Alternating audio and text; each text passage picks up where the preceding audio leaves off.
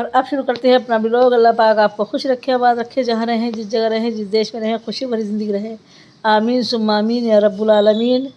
और आज बनाएंगे इंशाअल्लाह भिंडी और आलू पालक की सब्ज़ी। तो भिंडी और आलू पालक तो सभी बनाते होंगे, लेकिन चलो आलू पालक बनाना दिखा दूँगी। और भिंडी मैं दिखा चुकी हूँ। तो बनाएंगे भिंडी और आलू पालक की सब्ज़ी। मतलब ये नहीं एक साथ नहीं बनाएंगे, अलग अलग। भिंडी अलग बनेगी और आलू पालक की सब्ज़ी अलग बनेगी। चलिए अब बना लेते हैं पालक आलू। तो पालक आलू में क्या डालेंगे हम, देखिए लहसुन है, साबुत मिर्ची है, ज़ीरा है और हींग है, ये डालेंगे। और मैंने पालक भी धो लिया है और आलू धो लिए हैं। अब बनाते हैं पालक आलू। तेल डाल दिया है तो इसकी रख देंगे झल निकालने के लिए। तो थोड़ी देर इसकी झल निकालेंगे, फिर इसको बनाएंगे।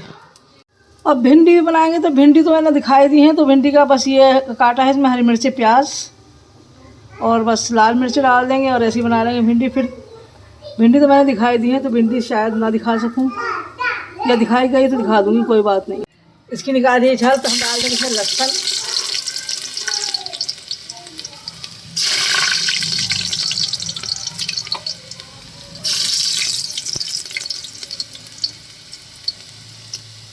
मेरे एक हाथ में मोबाइल है, एक हाथ से काम कर रही हूँ। तो इसमें डाल देते हैं लहसुन।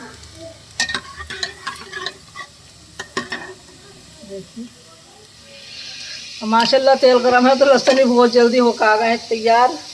तो डाल देते हैं इसमें, देखिए आप, डाल देते हैं मिर्च और जीरा।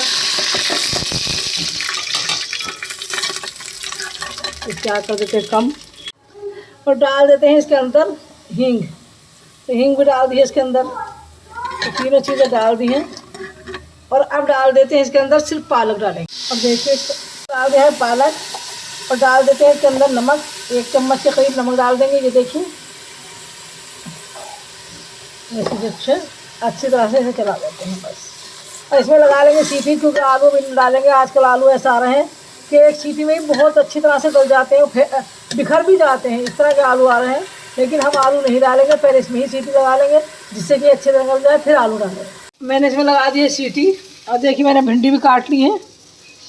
तो देखते हैं कैसे क्या बनाते हैं। भिंडी दिखाते हैं या नहीं दिखाते हैं, लेकिन ये ज़रूर दिखा देंगे। दिखा दिया है, पूरा ही बन गया है लगभग, क्योंकि आलू डाल के भूनना है। आलू भूनते में ही गल जाएंगे। मेरी आमीना, और आमीना क्या खा रही हो? देखिए खा रही है मखाने। इन्हें नमक में तल देकर इन मखानों को, हाँ बस केड़ा हो जाएंगे खाए में। केड़ा तो ये भी है। ये देखिए आप, ये खाई मखाने बैठी हुई। और आयशा आप भी मखाने खा लो बेटे। ये ऊपर चढ़ा दूँ, आओ। और अरे मेरे लाल। और ये भी चालू हो गई मखाने खाने के लिए तैयार होगा मेरा बच्चा। मेरे राज बेटे यूट्यूब फैमिली को सलाम कर लो। इतना बड़ा मेरा मुन्ना, इतना बड़ा, बहुत बड़ा मेरा मुन्ना, बहुत ही बड़ा है। Hello hi, hello. पूछो क्या, हाँ कैसे हो आप सब, पूछो। हाय देते हो आप। मैं बच्चा। ये देखिए आमी ने कर दिया सब सत्यानाश, सब फेंक दिए नीचे। देखो अब फिर फेंकेंगी सारे। तो बच्चे बच्चे ही होते हैं, बच्चे कुछ भी फेंक सकते हैं, उनका कोई भरोसा नहीं है। आप भी फेंक सकते हो, आप तो बड़े हो गए हो, आप थोड़ी फेंकोगे अब। क्या फेंकोगे आप भी? फेंकोगे ज़रूर, लाजमी फेंकना है आपको। ओह आयशा गंदी बात। इन्हें मेरी जिद में फेंके हैं ये देखिए, मैंने मेरी जिद में फेंके हैं ये।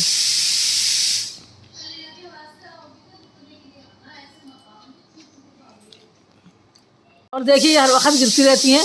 और देखिए इन्होंने काम मारी है, देखिए आप, नील पड़ा हुआ है। ये देखिए आप, कितना बड़ा नील पड़ रहा है इसके। और ये आप दोपहर गिरे हैं, ये कल का नील पड़ा हुआ है, दोपहर गिरे हैं। तो यहाँ सिर में लगी है, तो अपना हाथ सिर की तरफ करके बता रही है कि मेरी यहाँ चोट लगी है। अब फिर मम्मा से कह रही हैं अपनी, मम्मा हमें चोट लग गई, मैं गिग गई, मैं गिग गई, है नहीं ऐसे कहा था मम्मा से आपने। आप फिर दोबारा कह रही है मम्मा से, मम्मा दोबारा मम्मा से कह रही मम्मा फिर गिर जाऊँ।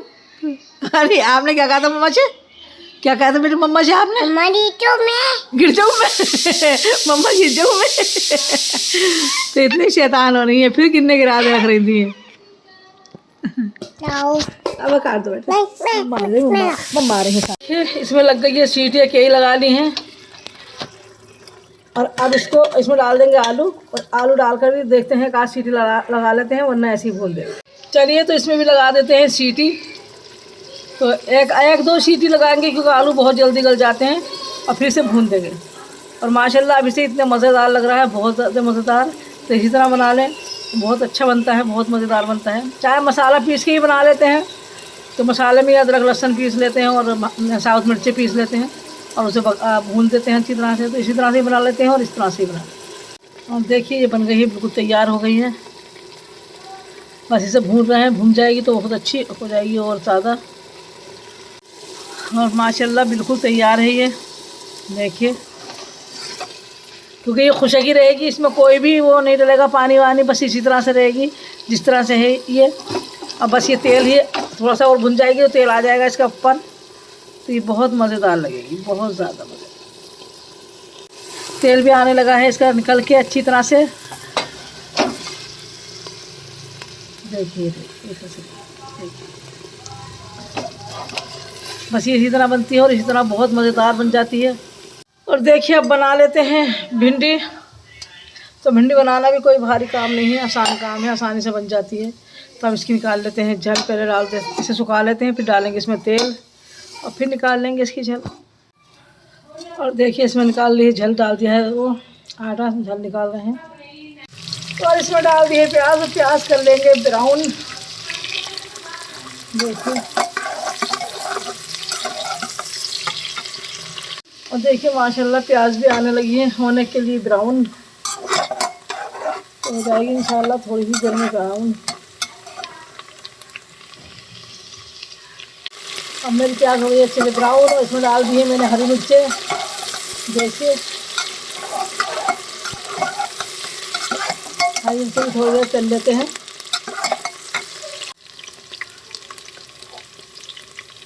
अब डाल देते हैं इसमें हल्दी,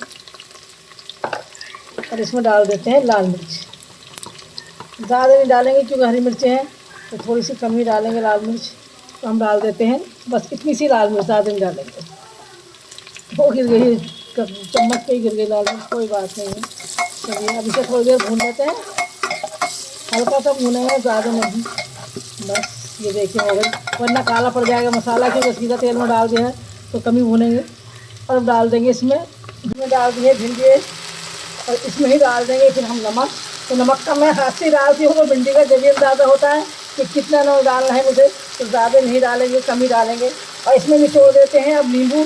तो नींबू निचोड़ने से इसका स्वाद और बढ़ जाता है माशाल्लाह। तो नींबू भी ज़रूर निचोड़ दें। चम्मच नहीं निकाला है, भूल जाती हूँ बार बार चम्मच निकालना।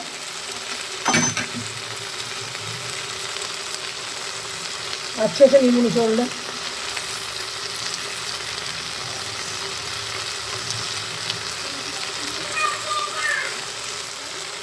और इसे अच्छी तरह से ही जला लें, जिससे कि सब प्याज व्याज नींबू नमक सब मिल जाए अच्छे से इसमें। खूब अच्छे से इसे चला लें। भाई हमेशा मैंने कुकर में ही बनाना शुरू कर दिया है, कुकर में बहुत अच्छे से बन के आ जाती हैं। क्योंकि एक सीटी लगाकर बस ऐसे ही छोड़ दो, फिर इतनी अच्छी खिली खिली बन जाती हैं, बिल्कुल इसे कोई परेशानी नहीं आती, ना जलती हैं, ना नीचे पानी रहता है इसके, ना कुछ है। बस सीधे के सीधे इस तरह से अच्छे से बन जाती है। तो मैंने अब ज़्यादातर कुकर में ही बनानी शुरू कर दी। बस ऐसी लगा दी है सीटी, और एक सीटी आने पे ही बंद कर देंगे, और बंद ही रहने देंगे इसे। तो ये भाप में ही गल जाएंगी, जो कच्ची अच्छी होंगी, और बिल्कुल जलेगी भी नहीं, कुछ भी नहीं, और बिल्कुल बढ़िया करके बनेंगी इंशाल्लाह। तो मैं नन्ना पप्पू के ब्लॉग में से बोल रही हूँ। तो नन्ना पप्पू इस टाइम सो रही है, बेचारी रो रही थी बहुत ज़्यादा, क्योंकि हमारे जो एक हैं उनकी मतलब वो मर चुके हैं। मैं दिखाती हूँ, पप्पू नन्ना के चाचा की डेथ हो गई थी, तो मैं दिखाती हूँ। बेचारी बहुत रो रही थी, अब वो सो रही हैं, तो आपको दिखा देती हैं पप्पू नन्ना। अब मैं उन्हें उठा नहीं सकती क्योंकि वो बहुत गहरी नींद में सो रही हैं। तो मैं आपको बाहर का मौसम दिखाती हूँ। तो यहाँ पर आप लोग देख सकते हैं बहुत तेज़ बारिश हो रही है अमरोहा में, और नन्ना पप्पू सो रही हैं। और ये रही खुशी, हाय खुशी, आप हमें मुझे पहचान ली होगा। और बहुत ज़्यादा बारिश हो रही है, मैं आपको अभी दिखाती हूँ। ये देखिए, और नन्ना पप्पू बेचारी बहुत ज़्यादा रो रही हैं, क्योंकि उनके जो चाचा हैं वो उनकी डेथ हो गई है। तो बस अल्लाह पाक उन्हें जन्नतुल फिरदौस में जगह अता फरमाए। और आप ये देख सकते हैं अमरोहा में माशाल्लाह कितनी ज़्यादा बारिश हो रही है, बहुत तेज़ बारिश हो रही है। और नन्ना पप्पू सो रही थी तो मैंने सोचा उनका ब्लॉग मैं ही शुरू कर देती हूँ। तो नन्ना पप्पू से मैं ज़रूर कहूँगी कि ये ब्लॉग इसमें डाल दें, अपने ब्लॉग में डाल दें। तो नन्ना पप्पू के ब्लॉग को आप लोग बहुत ज़्यादा प्यार दिए, बहुत ज़्यादा। ओके, एंड उनका चैनल सब्सक्राइब कर दीजिए और मेरे चैनल को भी सपोर्ट करिए। Okay, bye bye. और कल चली गई थी अमरोहा, क्योंकि मेरे चाचा जान का इंतकाल हो गया था। बस कितना दुख था कि बयान ही नहीं किया जा सकता। इतना ज़्यादा दुख था। और जो मेरी चाची हैं वो मेरी बहन है, खलेरी खालाजाद मेरी बहन है। मेरी चाची भी हैं, मेरी खालाजाद बहन भी हैं वो। और वो दोनों मियाँ बीवी में इतनी मोहब्बत थी, बहुत ज़्यादा। जब भी जाते थे तो दोनों पास ही पास बैठे रहते थे हमेशा। बस उन्हें देख देख के इतना रोना आ रहा था कि बहुत ज़्यादा रोना आ रहा था कि अभी अकेली रह गई हैं, कैसे करेंगी उनके बगैर, क्या होगा, कैसे रहेंगी। बहुत ज़्यादा दिल दुख रहा था कि बस बता नहीं सकते। बस आना तो जब भी हो गया था, जब भी चल पड़ी थी वहाँ से थोड़ी देर बाद ही, क्योंकि मुझे हापुड़ आना था। लेकिन फिर भी नहीं आ सकी क्योंकि बारिश इतनी तेज़ हो रही थी, बहुत ज़्यादा। मेरे हस्बैंड को मुरादाबाद में कोई काम भी आ गया था। वो कहने लगे कि माजिदा मुझे तो मुरादाबाद जाना पड़ेगा, आप यहीं आराम कर लो। तो फिर मैं वहीं रुक गई थी। और मैंने चाहा फिर मैं अपनी चाची के पास, चाची जान के पास चले जाऊँ, क्योंकि मेरी बहन भी है और मेरी खालाजाद बहन भी है, मेरी चाची भी है। लेकिन बारिश इतनी बेतहाशा थी कि फिर कहाँ से जाते, गाड़ी भी जा चुकी थी मुरादाबाद, तो नहीं जा सके, वहीं पड़े रहे। और आखिरकार बस सो गई, लेटे लेटे सो गई, क्योंकि रोना भी बहुत आ रहा था, बहुत ज़्यादा रोना आ रहा था। बस ना ब्लॉग तो खैर क्या बनता, ब्लॉग तो बनाने की कोई ताकत ही नहीं थी जिस्म के अंदर। न जाने का बनाया, ना आने का बनाया, किसी चीज़ का ब्लॉग ही नहीं बनाया था, क्योंकि दिल ही नहीं कर रहा था, हिम्मत ही नहीं थी। बहुत ज़्यादा दिल दुख रहा था, बहुत ज़्यादा। और सबको देख देख के, उन्हें देख देख के तो इतना बार बार, बस रात को भी लेटी हूँ तो बहुत घंटों तक वही ख्याल चलते हैं दिमाग में, वही बातें चलती रहेंगी कि कैसे गुजारेंगी टाइम, किस तरह से गुजरेगा टाइम। बस यही जहन में था बात कि उनके बगैर कैसे रहेंगी। बस दिन जहन में यही हो जा रहा था, बार बार यही आ जा रहा था। बस अल्लाह से ये दुआ करूँगी, अल्लाह पाक उन्हें सब्र दे रब्बुल आलमीन। और मेरे चचा जान को अल्लाह पाक जन्नत फिरदौस में आला से आला मकाम अता फरमाए। और आप सबसे भी रिक्वेस्ट है कि आप सब भी उनके हक़ में दुआ करना कि अल्लाह पाक उन्हें जन्नत फिरदौस में आला से आला मकाम अता फरमाए। या अल्लाह उनके कब्र में जन्नत की खिड़कियाँ खोल दे रब्बुल आलमीन। और बस इतने प्यार करने वाले थे मेरे चाचा, बहुत ज़्यादा प्यार करते थे। बिल्कुल मेरे पापा की शक्ल के थे, जैसे मेरे पापा थे ऐसे ही वो थे, बिल्कुल उसी शक्ल के, बिल्कुल सेम टू सेम वही थे। और हम अपने पापा को बाबू साहब कहते थे। तो मैं तो उनसे यही कहती थी कि आप तो मुझे बिल्कुल अपने बाबू साहब की तरह लग रहे हैं, आप तो बिल्कुल वैसे ही हो गए हैं, बिल्कुल बिल्कुल। क्योंकि उनके भाई थे वो, तो अपने भाई में बिल्कुल सेम मिल रहे थे मेरे चाचा। तो मैं बार बार उनसे जब भी जाती मैं यही कहती कि आप बिल्कुल बाबू साहब लग रहे हैं। और हकीकत में पूछिए तो मुझे फ़ील भी वही आने लगा था, बिल्कुल फ़ील वही आता था जैसे मेरे पापा ही हों, ये मेरे बाबू साहब ही हों, ये मुझे वही फ़ील आता था उनसे। लेकिन बस सबसे आगे बात यही है कि मौत के आगे सब हार जाते हैं, कोई नहीं रुकता। और देखिए, एक मैंने दुआ करी थी, मेरे भाई का इंतकाल हुआ था इनसे पहले, मेरे चाचा से पहले, 1-2 महीने पहले। तो मैंने दुआ करी थी, अल्लाह पाक मेरे ख़ानदान में अब किसी का इंतकाल ना हो, मैं किसी की सूरत ना देखूँ मरे हुए की। या अल्लाह बस तू मुझे ऐसा कर दे, मैं किसी की सूरत ना देखूँ। और अल्लाह ताला ने वो हालात बनाए कि मैं अपने चाचा की सूरत ना देख सकी मरे हुए की। बस मैंने कहा बस दुआ भी कायदे की मांगनी चाहिए, कभी भी ऐसी दुआ ना मांगे। बस यही कह देती मैं सोच रही थी, यही कह रही थी कि अल्लाह पाक अब कोई ना मरे हमारे ख़ानदान में। लेकिन मैंने सूरत को कहा और अल्लाह ने वो सूरत कबूल कर ली। लेकिन उन्होंने किया कि मैं ये काम तो करूँगा ज़रूर, लेकिन तेरी दुआ ज़रूर कबूल करूँगा कि मैं तुझे सूरत ही नहीं दिखाने का हूँ। तो कभी भी दुआ मांगे तो अच्छे से मांग ले करें, सही से मांग ले करें, दुआ में हेर फेर मत करा करें।